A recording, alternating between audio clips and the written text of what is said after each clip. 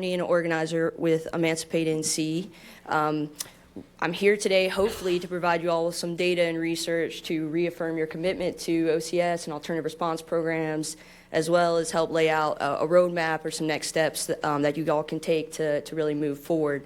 Emancipate NC has been involved in, was involved in implementing HART in Durham, and has been involved in implementing an alternative response program in Raleigh as well. So we are going from city to city, essentially with the research and data, hoping to help cities better understand why these programs are effective and help with their desire to implement them. So if I'm good to go, I can switch. All right, I think we're ready. Okay. And can you all see my presentation? No, that's a problem. Okay.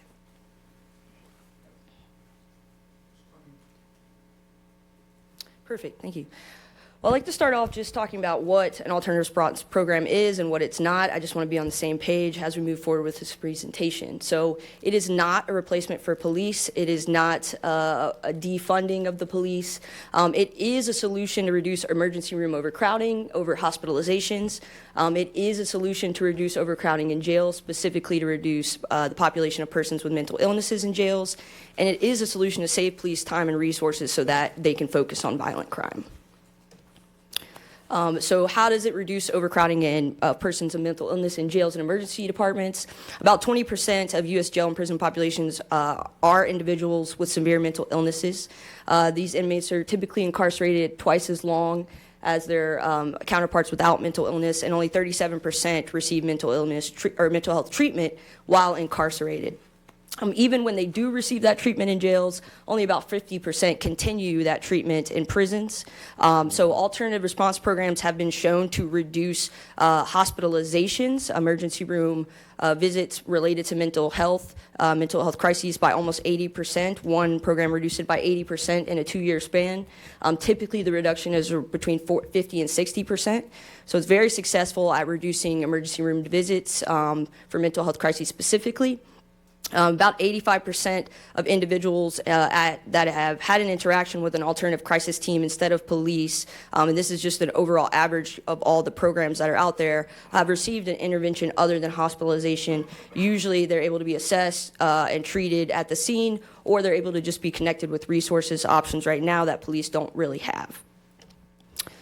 It does also conserve police resources. One of the things we're seeing with these movements for alternative response teams is that some of them are actually being led by law enforcement officials themselves. So I put a great quote from Eddie Caldwell, who's the general counsel for the North Carolina Sheriff's Association, about the general feeling of law enforcement communities that persons with mental health needs should more appropriately receive services that they need from mental health professionals and mental health facilities rather than law enforcement or county jails. And that's just one quote, but there are many, many out there. There's a coalition of law enforcement officials right here in North Carolina that's been working to help cities implement alternative response programs. Another reason for that is it conserves police resources. So it's estimated about 10% of all calls responded to by law enforcement involve someone having a mental health or substance abuse crisis. That number can go as high as 20% in some cities.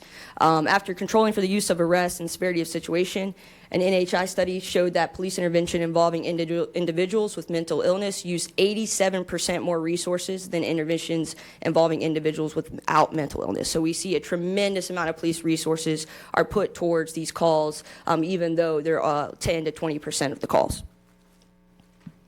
I'll skip that video for now. The other benefit of alternative response programs is that they save lives, right? It's estimated that 1 in 4 people killed by police are individuals who are experiencing mental health crises. Individuals with untreated mental illness are 16 times more likely to be killed during the police incident. Black Americans have a rate of 10 times more likely to be killed if they have a mental illness than their white counterparts who do not have a mental illness. Again, we see a joint report by the Treatment Advocacy Center and the Sheriff's Association. The National Sheriff's Association, as I said, has been fundamental in pushing these forward. And what that report found is that reducing encounters between on-duty law enforcement and individuals with the most severe psychiatric diseases may represent the single most immediate practical strategy for reducing fatal police shootings in the United States. So it's a very small thing that can be done that has a tremendous impact on police-involved shootings. Another big reason, two big reasons, it saves taxpayer money and it decreases the crime rate. So there's been some programs like the one in Oregon, they found that they've saved $8 million on public safety, $14 million on ambulance and emergency room treatments annually. A study of the Denver Star program found that there was a 34% drop in crimes reported during the first 2 years of their program. And as we know from the fact that CIT has been in place since the 1980s, it falls short in addressing these overcrowded emergency departments and mental health facilities and jails. What we've seen is that this is an issue that's growing not just in Fayetteville and in Cumberland County, but also all across the country. Emergency department visits related to mental health is increasing dramatically, and overcrowding is increasing dramatically as well. This is putting a tremendous strain on jails and emergency departments, which were not designed to be treatment facilities for individuals with mental health care or with mental health illness. So why does Fayetteville need an alternative response program? Talking specifically about Fayetteville, what we've seen from the Cumberland County Health Assessment is that mental health is a growing issue right here in Cumberland County. Suicide was the 10th leading cause of death in Cumberland County. It does not make top 10 nationwide. Additionally, Cumberland County's violent crime rate was higher than the statewide average and has been increasing recently. So out of that report, they identified 3 key priorities: substance abuse, public safety, which they made sure to note is related to violent crime, and mental health. So what we see from these programs is that when police resources are not being depleted by these mental health calls, they're able to be diverted and focused on violent crime, and that's why we see a reduction in the crime rate. Some other reasons why Fayetteville specifically, as I'm sure you all know, there's been a number of shootings of individuals who have been experiencing mental health crises right here in Fayetteville. Jada Johnson is just one of those individuals. Of note, police tried for an hour to talk with Ms. Johnson, but were just not able to de-escalate that situation and eventually get Ms. Johnson out of there safely. One of the reasons being, if not the main reason, they don't have the tools. They're not mental health professionals. They don't have the skills necessary in those types of situations to be able to achieve a safety outcome, which is why we see 25% of police-involved shootings being during a mental health crisis. In Fayetteville, in 2023, Fayetteville was receiving almost 4,000 mental health calls a month. The Fayetteville PD self-reported to a UNC School of Government study that they were getting about 5 to 10 new mental health crises calls every 24 hours. So it is a problem not just for the country, but for Fayetteville specifically. So what do we mean when we talk about an alternative response program? Typically, they have 3 key components: crisis call diversion, community response team, and a care navigation. Crisis call diversion is the practice of embedding a mental health clinician into a 911 call center. That way, if someone calls 911 for a mental health crisis, that mental health clinician is then conference called in. They go through an assessment, which is already predetermined, ask the questions that are needed, and then they make the determination if police should be dispatched, if community response teams should be dispatched, or if no one needs to be dispatched, and all that needs to happen is a connection to resources here. So it's tremendously beneficial to have that mental health professional already in the 911 call center to divert those calls, and without that diversion, you don't save police resources, you don't save police time, and you don't give the police the ability to pivot towards violent crime. So crisis call diversion is very important for that reason. What are community response teams? So the community response teams are 3-person teams. They are unarmed and they're dispatched to nonviolent mental health crises or quality of life calls. Some examples of calls that they're dispatched to throughout alternative response programs in North Carolina are mental health calls, welfare checks, public indecencies, trespassing, loiterings, calls that we know are typically associated with individuals struggling with substance abuse and homelessness. And then the major key element of any program is care navigation. I had the pleasure of sitting here today and hearing about the Day Resource Center. And so I know that you already have a good foundation for care navigation, and so that's really great. It would really just be adding on to that and increasing those resources. But care navigation makes sure that this person doesn't just meet a community response team and then never hear from anyone again, never get connected to the resources, and the cycle sort of continues. So the care navigation team will provide in-person or phone-based follow-up within 48 hours to make sure that person is getting the care that they need, to make sure they're connected to the care that they need. So I want to talk quickly about some alternative response programs in North Carolina. Obviously, Durham Heart is probably the most famous one, and they have all the components I mentioned with the crisis call diversion, community response teams. Some interesting statistics: only 0.04% of calls that have been diverted to the Durham Heart program have required police backup. And 99% of the calls, the community response teams have reported feeling safe.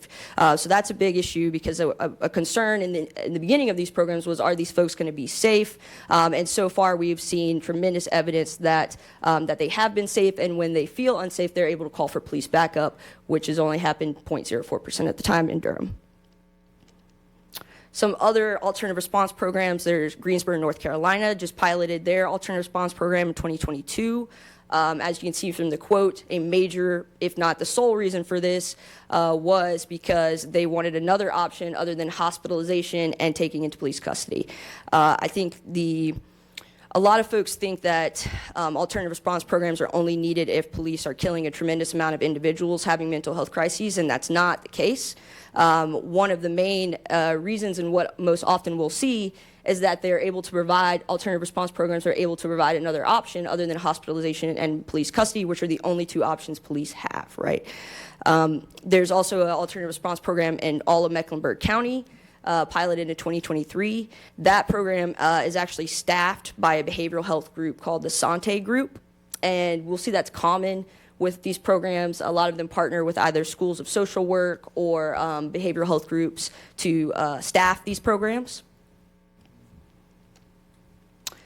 There's an alternative response program in Winston-Salem called BEAR. It's an interesting name choice.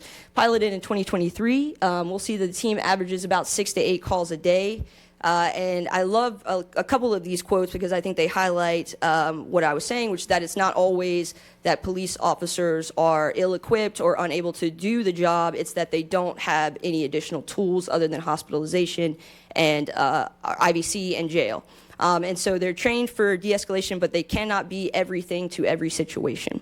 And I think that perfectly sums up sort of the need for these responder programs and why we see law enforcement themselves pushing for some of these programs. So as Kristen Ryan, the director for BEAR, sometimes those calls take several hours. And so they were having a situation where their police were responding to these mental health calls, and they were taking several hours for law enforcement. And so now law enforcement has since been freed up to focus more on violent crime and public safety. Three other programs in North Carolina. There's one in Chapel Hill that's been operating since the 70s, very successful. In Jacksonville, their program actually came to fruition after their police chief in 2016 came to the city council and said, hey, we're putting 17,000 hours of public safety hours towards mental health emergencies. This is the equivalent of 8 police officers and $1 million that we could be using elsewhere. And so they asked specifically for an alternative response program to be put in place. There's also one in Burlington. There's some variation of alternative response in about 167 cities in North Carolina. Burlington uses RHA Behavioral Health to staff their program as well. So what are the necessary key partners for any city to sort of move towards an alternative response program? I think the first step is that a multi-agency planning team has to be in place. This typically consists of EMS, fire department, police officers, local community groups. Fayetteville State School of Social Work would be an excellent partner to have. And then there's a variety of health institutions, Cape Fear Valley Health, Cape Fear Behavioral Health Center, that could partner with you all either on staff or staffing purposes or just helping plan and make sure that the people you are hiring are equipped to handle the job because they have that expertise. And so I would highly recommend whenever you move forward with this, you have that team that in place to decide the logistics, the implementation, and the oversight, and then to carry that information to the council in a way that gives you what you need to continue making the program better. So the other thing to talk about, budget, right? What does the budget look like? It's all over the place for depending on how many staff persons, whether there's a creation of a whole new department. Durham is the highest, has the highest budget of any alternative response program in North Carolina. For a pilot specifically, they started with a 15-person staff. They opened the Office of Community Safety, and they started out with $4 million. They also got an additional $100,000 in grants. There are tons of federal and state grants available for programs like this. The North Carolina DHHS continues to put out RFAs for cities to apply to get money for programs like this.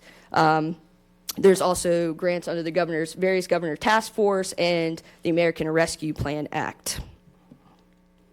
So Greensboro, however, you see a much, much lower start budget for their pilot. They started with $588,000. They also started an Office of Community Safety. They have a 7-person staff to start. I do want to reiterate, this is just their pilot, and so they are planning on increasing this, obviously, as they increase staff. Winston-Salem, for their pilot, started with $700,000. They chose to house their program under the fire department, so that saved them some money of not having to create sort of a whole new department. And they also started out with a 7-person staff.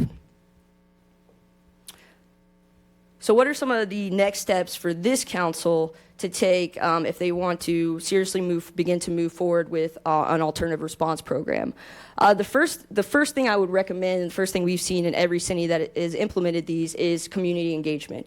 Every city takes about a month or 2 months to host community engagement events that usually look like listening sessions, pop-up events where community members can give direct feedback about the alternative response program. To do that, though, you first need to have a plan of what this program is going to look like already laid out.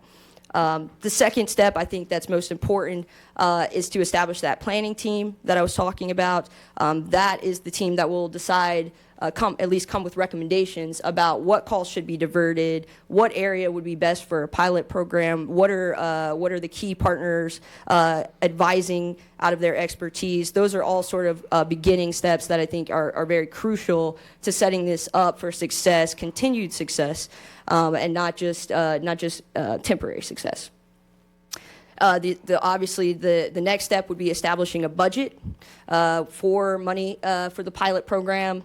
The step after that would be hiring staff members. Once you have a budget, a department, and sort of a plan, I think it's going to be tremendously difficult to hire anyone that comes in with no sort of outline of what the program looks like, no sort of outline of what a budget is, because they don't know if this job is still going to be there in a year, right, realistically. And so they want some sort of security before they come in, and a lot of these folks are highly qualified individuals who have many options elsewhere.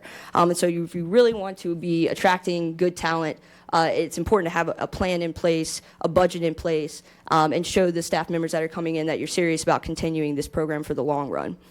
And then the final step is setting a deadline for the program pilot to launch. I think that's, typically you put the budgeting in, and then the following fiscal year is usually around when that deadline is. I do want to play a video, if I'm able, that I think gives great insight into not only how community members, but also how officers feel with these programs. And the question is, I'm not going to be able to play it. No. Okay. Well, I highly encourage you to look at Durham's documentary. It's called Serving Our Neighbors in Crisis. It's only 35 minutes. It gives tremendous, there's a lot of police officers in there who give their feedback about the program, about how the program has really allowed them to do what they originally signed up as police officers for, how successful it's been in building better community trust. The other thing the program talks about is how the HART responders, or the alternative response individuals that respond have been able to build relationships with folks, and those relationships have been key to not continuing that cycle that we were talking about. And so that is all I have, but I would love to answer any questions folks may have. I'm also happy to provide these resources in a follow-up email for folks if you want the resources from either the statistics, the budget. I do just want to note, Emancipate NC typically plays the role of assisting councils in getting information that they need, whether that be data, research, facilitating partnerships with community groups or health groups, working with the county to get their resources. And so we would love to continue to play that part here for folks in Fayetteville.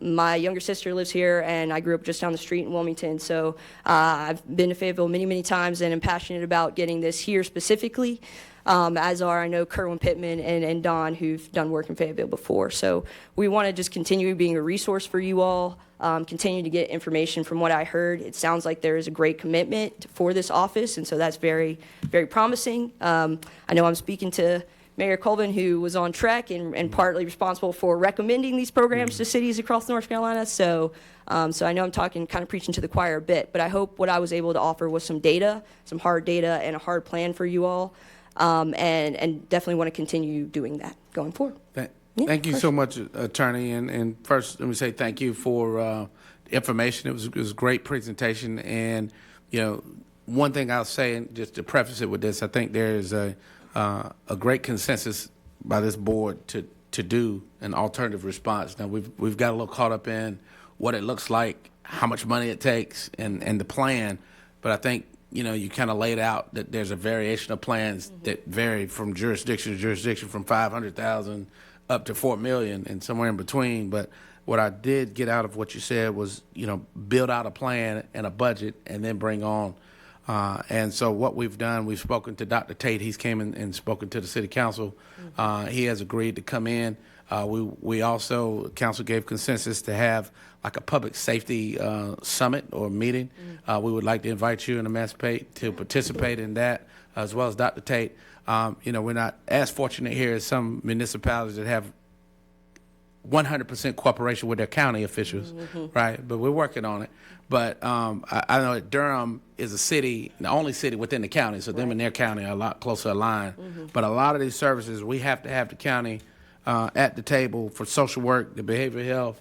The sheriff's department needs to be here from the jail perspective, the hospital, because right now when Chief Brayton and his team respond to a situation that somebody's out of hand, if they talk a magistrate and letting them, you know, retain or detain him, they take him to the hospital, and then sometimes they'll, after a certain amount of times, they need their beds, and they're out the door back in the same situation. So we do and would gain a lot from your input with your organization, in my opinion. But I think staff can give us at the end of this, give you the information for the special meeting, or get your contact to let you know. Yeah, absolutely. And I'm glad you touched on that. That was sort of the cycle I was talking about. You know, we ran into the county-city issue a little bit in Raleigh, and so we have some experience there too. We worked with Research Triangle Institute, who's been, and the UNC School of Government, and they have tremendous experience with that as well. And Kerwin works with Dr. Tate, I'm sure, as you know, a lot through the TREC work. So we're definitely happy to continue being that resource. Understand that it's going to vary from every city. The key components were the three that I presented here today. And so whatever program you all put together, would highly encourage you to have that 911 call diversion, the care navigation, and the community response teams. Thank you. Councilmember Davis. Okay, thank you. First of all, thank you for coming. So we actually have some organizers here that have this information. Did you speak with them when you came? Yes. Are you referring to OCS? Say yes to OCS? Yes. Yes. Okay. Lisette and Sean and Angela I had a meeting, yeah. Okay. So I've been following this before I was elected, and so I've been kind of like hearing the same information over and over again, and so I'm just stating this not against you. I'm at the place where I need something new to make me even more excited, because I've been hearing the same thing over and over again. So as we bring new people in on both sides of the spectrum, we just need new information to get us more excited so that we can hurry up and vote on this. Thank you. Could I ask a follow-up question? What sort of new information do you think would do that for you, just so we know? So I don't know, like more more updated information. I mean, I know you say you got this from local organizers, but I've been hearing the same thing. What we need to get out a plan. We need to do this. We need to do that. But what else will make everybody else get to one of our council members' energy level to go ahead and support this, because it is something that's needed in the community. But we've been hearing the same thing constantly over and over and over again. Gotcha. All right, Councilmember Green, and then Mayor Pro Tem. You mentioned specifically three-person teams. Can you talk a little bit about your thoughts on two-person teams? Because I know there's some programs that are two people. Just your thoughts. We asked that of Dr. Tate, and he kind of gave his opinion. I'd just like to hear yours. Yeah, no, I think two-person teams work, right? I think a lot of it depends on the size of the city, the size of the pilot area, how many staff members you're going to hire for that pilot program. And so in a situation where you're only able to hire 7 or 8 folks, right, two-person teams would be better because you have more teams available. In the case of Durham, where they hired 20, right, three-person teams fit better. So I think it really depends on the size that you're wanting to start with for that pilot program. Okay, and a quick follow-up. We currently have ShotSpotter in 3 locations, Sound Thinking, whatever their name is today. What have you seen anybody mirror those areas and start their pilot with those type areas? Because they've already been identified as high crime area or high violence areas or whatever they've previously been identified with. Yes, both Durham and Raleigh, their pilots are going to be in those areas. Okay, thank you. All right, Mayor Pro Tem. Thank you, Mr. Mayor. Thank you for your presentation. I will tell you the biggest thing, as Councilmember Davis says, we hear the same thing. We hear the same thing. We do and we don't, but it's the same problem. I mean, and we have to get off the hamster wheel and we have to make a change. And I think everybody sitting here at this table understands that and is ready to go with that. But I think there's a lot of us that need to have our I's dotted and our T's crossed. And what I appreciate about your presentation tonight, and I think that everybody needs to hear this, everything that is happening, we cannot solve by ourselves. We talk about mental health. Mental health needs to be in the 911 call center. It needs to be a mental health counselor. Human services is not what we do. Can we do it? Yes. But is it what we know? So we have to have the county come to us. And we come together. And the hospital. It goes back to the hospital. We're saving everybody time and energy if we come together. So as I say that, have you spoken to the council, to the commissioners? Have you gone to them? Have you had this conversation with them? Because I really look forward to our summit, and I'm very excited that you said you would be a part of it and come. So have you had this presentation with them? No, this was my first stop, and this is our first stop. But I will say, in the cities that we've helped with, we have facilitated those conversations and those meetings between the county and city and gotten them together. We facilitated meetings between the city and Wake Med, for instance, about staffing. And so we always start with the city council, then we go to the county, but first, we obviously want to come to you all and see what you need, since this is your city we're talking about. We're happy to facilitate getting those meetings in place, though, and continue to be a resource in that way. So I look forward to our summit, and I will tell you what I did take out of it. We're talking about budget. There is room for these other people to come in and help us with our budget, because we are helping them just as much as we are helping our city. Thank you absolutely for your time. Yeah. Thank you. All right, Council, any other questions, comments? Councilmember Benavente. Thank you again, Attorney Miller. This is more for us as a city council. Mayor Colvin, you said that you wanted a summit. When was that? Ms. Jody, what's the dates that we were? Where's she at? She had to step away, sir. Yeah, I think she was coordinating that with Dr. Tate's office, with some of the other organizations that we had talked about with the county, and she had a list of partners that were to include most of these people that she spoke of, as well as Dr. Tate's office. So I think it was I don't want to give you the wrong date. I don't know. Jody can answer that. Well, that's fine. And again, this is more for us, my comments right now. We really should have been, a year ago, last June, much closer to having a hired person, having sort of this moment where we have an established budget for a pilot. Like, we should be much further along than, unfortunately, we are presently. So I guess I just want all of us to just feel a little bit of a sense of urgency in making sure that this coming June, we take a lot of action to get back on track with where we should be. Ideally, we would have already had a director hired. Ideally, they'd already been sort of mapping these out and meeting with all these people that right now we're having to sort of play the role of the directors of an Office of Community Safety on our own. Because we're having to put together these types of summits and we're bringing in these partners, right? I mean, ideally there'd be a staff person who's on top of all of this. Right now we don't have that, but we're getting some great help. We're getting some great help, and we're going to continue to get some great help until we get to the point where we have a director. But I guess what I'm trying to communicate to everyone here is that rather than us sort of trying to go about it on our own, making it political with me having to bring it up all the time the way that I have to, the sooner that we get a director in here, the sooner this can take sort of more of a bureaucratic process where if it takes time to get with the county, if it takes time to get with these partners, then it takes the time that it takes.